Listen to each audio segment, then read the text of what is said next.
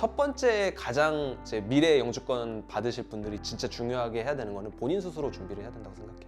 그러니까 점수는 본인이 만드는 거지 이민공사가 만들어줄 수 없는 거고, 다른 뭐 변호사가 아무리 제가 3만 불, 5만 불 들여도 그거는 본인이 해야 되는 건지 남이 해줄 수 없는 부분인 거라.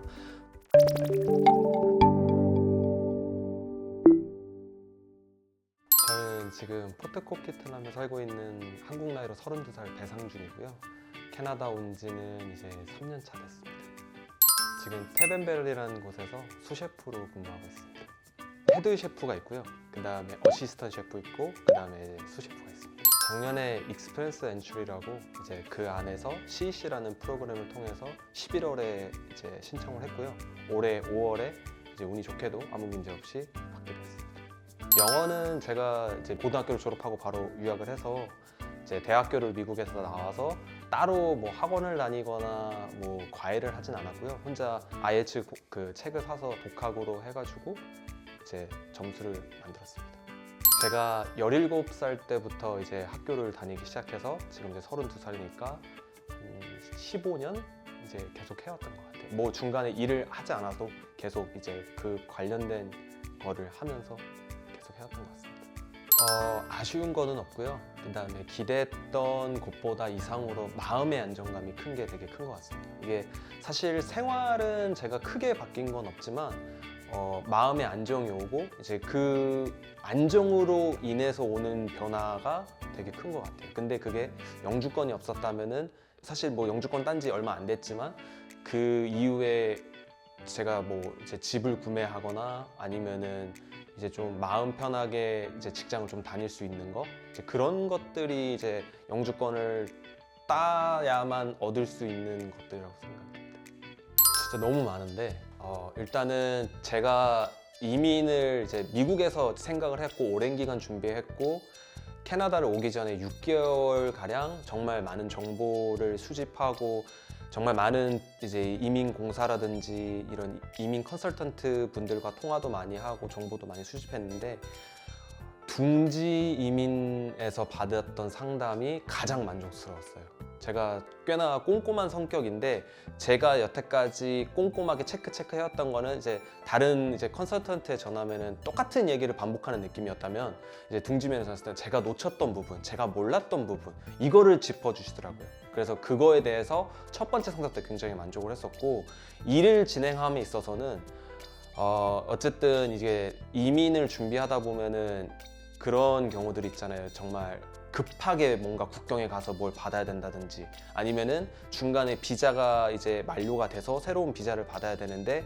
그 서류를 하는 데 있어서 타이밍이 딱딱 맞으면 좋지만 그걸 놓칠 때가 있고, 그게 또 사실은 이제 이민공사라든지 어느 이제 회사의 이제 업무 시간 외일 때가 있잖아요. 근데 그때 제가 급하게 연락을 이제 주말에도 급하게 연락을 드렸을 때 연락을 그래도 주시고 답변해 주시고 그런 것들에 대해서 제가 진짜 감동을 했거든요. 사실은 제가 무례한 것도 맞고 제가 정말 사실은 그러면 안 됐었는데 이제 물론 모든 이민 준비하신 분들은 알 거예요. 제가 급하니까 무례하고 이게 참 하면 안 되는 걸 알면서도 급하니까 물어볼 데가 없으니까 이제 그렇게 되는 거잖아요.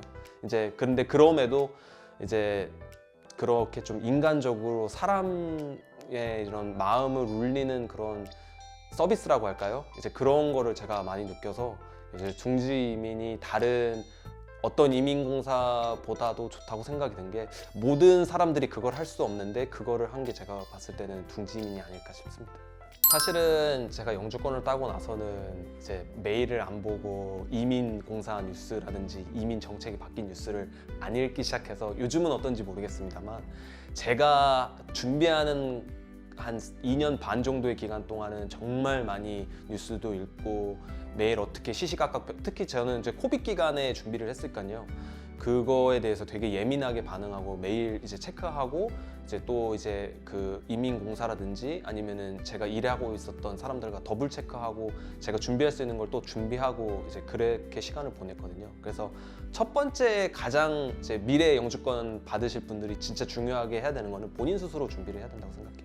그러니까 점수는 본인이 만드는 거지 이민공사가 만들어줄 수 없는 거고, 다른 뭐 변호사가 아무리 제가 3만 불, 5만 불 드려도 그거는 본인이 해야 되는 건지 남이 해줄 수 없는 부분인 거라, 첫 번째 가장 중요한 거는 본인이 관심을 많이 갖고 본인이 시간 투자해서 영어 공부라든지 아니면 뭐 경력 점수라든지 학벌 점수라든지 그런 거를 스스로 일단은 준비를 계속 해 주어야 이제 어떠한 전문가가 와서 그거를 문제 없이 통과시켜 주는 거지, 어떤 전문가가 와서 아무것도 준비 안 됐지만 제가 영주권 받게 해주겠습니다, 이거는 안 되는 거거든요. 그래서 어떤 분이든 앞으로 이제 미래 영주권 준비하시는 분들이 있으면은 일단은 스스로 이제 조언을 구하고 그거에 맞춰서 준비를 하는데 최선을 다해야 된다고 생각합니다. 그러고 나서 두 번째로는 이민공사, 이제 같이 이제 그거를 도와주시는 분들이죠. 이게 진짜 중요한 건데, 이것도 그 다음으로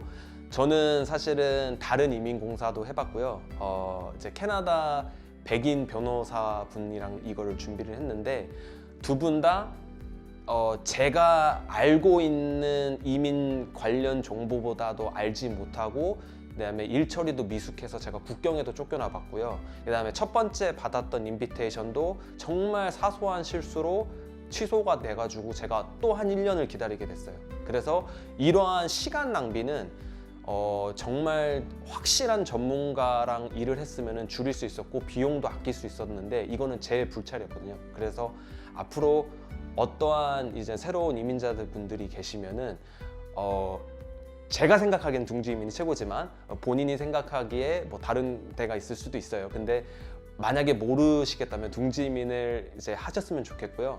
그다음에 꼭 둥지 이민이 아니더라도 정말 3번, 4번 체크를 해서 이 이민공사가 정말 좋은 이민공사인지, 이분이 정말 확실하게 이 일에 관심을 많이 알고 정말 제대로 일하시는 분인지를 확인하고 이제 일을 하셨으면 좋겠습니다. 그리고 그 확인하는 과정은 본인이 알고 있어야 이 사람이랑 대화를 해봤을 때 아는 거라, 본인이 일단 첫 번째 말한 것처럼 관심을 많이 갖고 준비를 많이 하고 좋은 이민공사, 이제 좋은 이제 변호사분 만나서 둥지 이민이면 더 좋겠죠. 그래서 영주권을 미래에 잘 받으셨으면 좋겠습니다.